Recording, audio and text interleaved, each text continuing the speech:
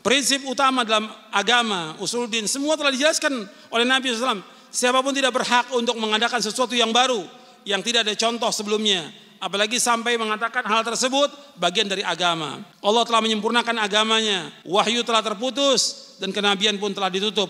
Sebagaimana Allah berfirman, Al-yawma akmaltu lakum dinakum wa atmamtu alaikum ni'mati wa raditu lakumul islam dina. Pada hari ini aku telah sempurnakan agamamu untukmu dan telah aku cukupkan nikmatku bagimu dan telah aku ridhoi Islam sebagai agama bagi kamu. Sempurna agama Islam. Jadi agama Islam sudah sempurna.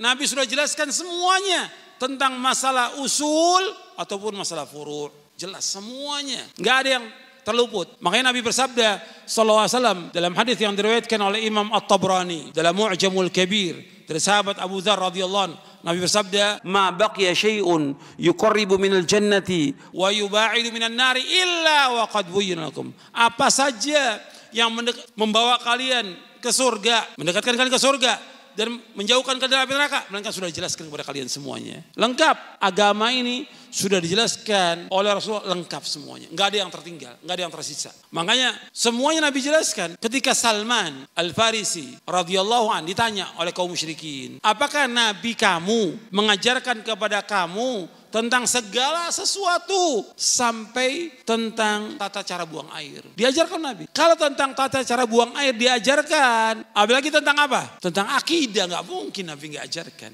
Tentang tauhid, nggak mungkin Nabi nggak ajarkan, lengkap semuanya. Tentang ibadah, Nabi ajarkan lengkap. Kalau tentang tata cara buang air, Nabi ajarkan. Apalagi tentang ibadah kepada Allah, yang manusia diciptakan oleh Allah untuk beribadah hanya kepada Allah. Dijelaskan lengkap, nggak ada yang terluput. Makanya nggak boleh orang mengadakan sesuatu yang baru dalam agama.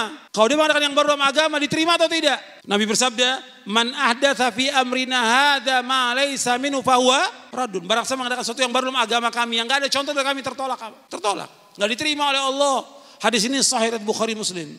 Tolong perhatikan. Nabi ini sudah menjelaskan semua tentang agama, lengkap, tentang akidah, tentang ibadah, tentang akhlak, tentang muamalah, sampai tentang sifat-sifat Allah, semua Nabi jelaskan lengkap semuanya. Nabi jelaskan semuanya. Tentang arsy Nabi jelaskan, semua lengkap Nabi jelaskan. Enggak ada satu pun yang terluput. Sekarang ada orang dia mengadakan sesuatu, sholat atau puasa atau perayaan atau zikir atau yang lainnya yang Nabi enggak contohkan dalam agama. Orang ini yang mengadakan seperti ini, dia menganggap berarti agama bagaimana? Belum sempurna. Itu yang pertama. Yang kedua, dengan dia mengadakan sesuatu yang baru dalam agama ini yang Nabi nggak contohkan, berarti dia menuduh bagaimana? Menuduh Nabi apa? Khianat, nggak menyampaikan agama ini. Paham nggak? Jadi orang yang mengadakan sesuatu yang baru dalam agama ini, apakah bentuknya zikir, bentuknya sholat, bentuknya puasa, bentuknya perayaan atau yang lain, yang Nabi nggak adakan sama sekali, dia mengadakan. Berarti yang pertama, dia menganggap bahwa agama Islam belum sempurna. Bertentangan gak dengan ayat? Ayat mengatakan al-yauma akmaltu lakum dinakum wa atmamtu alaikum ni'mati wa raditu lakumul islam dina. Pada hari ini aku telah sempurnakan bagimu agamamu, aku telah cukupkan nikmatku atasmu dan aku ridho Islam jadi agama bagimu. Sempurna agama Islam. Surah Al-Maidah ayat 3. Yang kedua, berarti dia telah menuduh Nabi khianat. Nabi sudah terkenal sebelum jadi Nabi SAW. Dijuluki dengan apa? Al-Amin. Orang yang amanah. Amanah.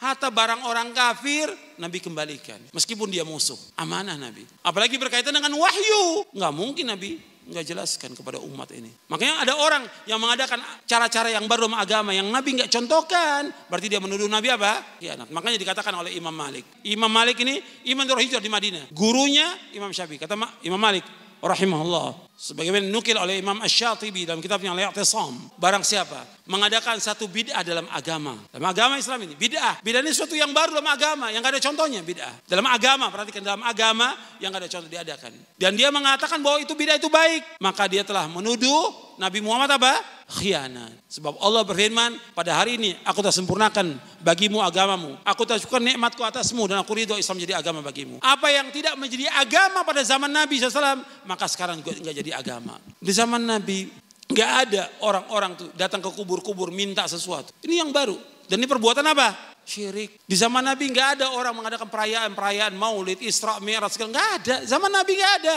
Zaman sahabat juga nggak ada. Ini baru dalam agama. Zikir berjamaah Nabi nggak adakan. Orang yang paling banyak berzikir di muka bumi siapa? Rasulullah SAW. Yang kedua siapa? Para sahabat. Nggak ada itu zikir berjamaah. Apalagi banyak lagi yang lain yang orang-orang adakan yang Nabi nggak contohkan. Makanya ingat, agama ini sudah sempurna. Kita wajib untuk apa? Ittiba. Wajib untuk apa? Ittiba. Untuk mengikuti Rasulullah SAW.